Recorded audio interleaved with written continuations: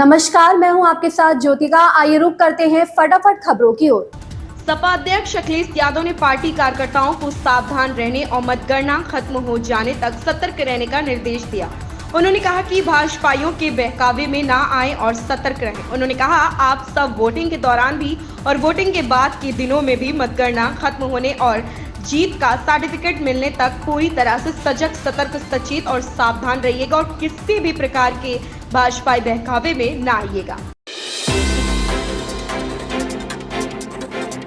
मतगणना से पहले अंतर्राष्ट्रीय सीमा से पाकिस्तान आतंकियों को घुसपैठ करवाने की फिराक में है। सूत्रों के मुताबिक ऐसे इनपुट मिलने के बाद सुरक्षा एजेंसियां पूरी तरह से चौकस हो गईं।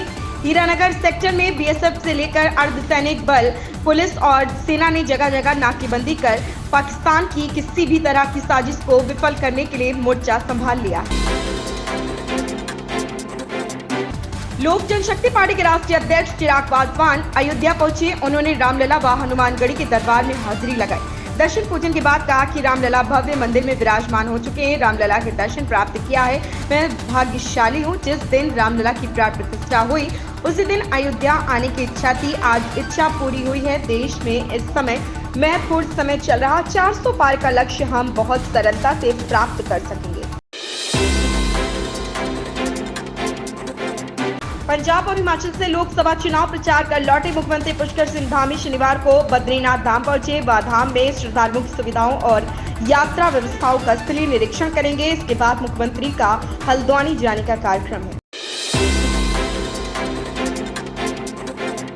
प्रधानमंत्री नरेंद्र मोदी ने कहा, विवेकानंद रॉक मेमोरियल में सूर्योदय के समय सूर्य अर्घ देने के बाद शनिवार को तीसरे और अंतिम दिन अपनी ध्यान साधना शुरू की।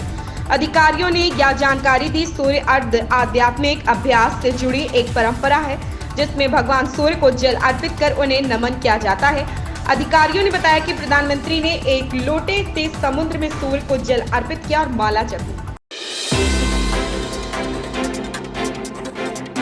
कांग्रेस के पूर्व अध्यक्ष राहुल गांधी ने लोकसभा चुनाव के 7वें एवं अंतिम चरण का मतदान आरंभ होने के बाद शनिवार को लोगों से अपील की कि वे अहंकार और अत्याचार का प्रतीक बन चुकी वर्तमान सरकार पर अपने वोट से अंतिम प्रहार करें। उन्होंने यह दावा भी किया है कि अब तक के रुझानों से स्पष्ट है कि देश में Indian national development inclusive alliance गठबंधन की सरकार बनने जा रही। लोकसभा चुनाव के अंतिम चरण में शनिवार को 57 सीट पर वोट डाले जा रहे हैं।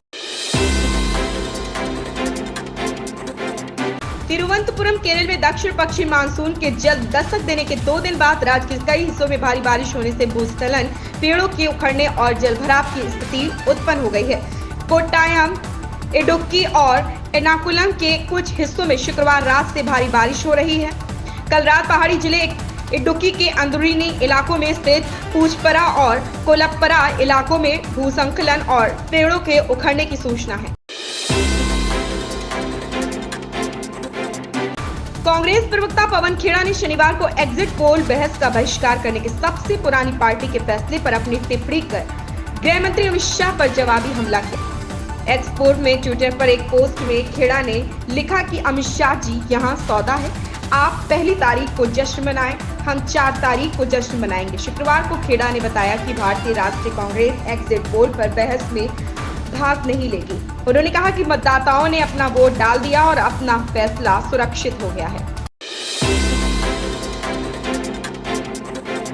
लालू यादव के खिलाफ बीजेपी ने चुनाव आयोग में शिकायत दर्ज कराई। भाजपा ने एक पत्र लिखकर मुख्य निर्वाचन आयुक्त, मुख्य निर्वाचन अधिकारी, जिला निर्वाचन अधिकारी को शिकायत से अवगत करवाया। भाजपा ने कहा कि लालू यादव ने लोक प्रतिनिधित्व अधिनियम की धारा 130 के प्रावधानों का उल्लंघन किया है, जो कि प्रतिबंधित है एवं दंडनीय अपराध है।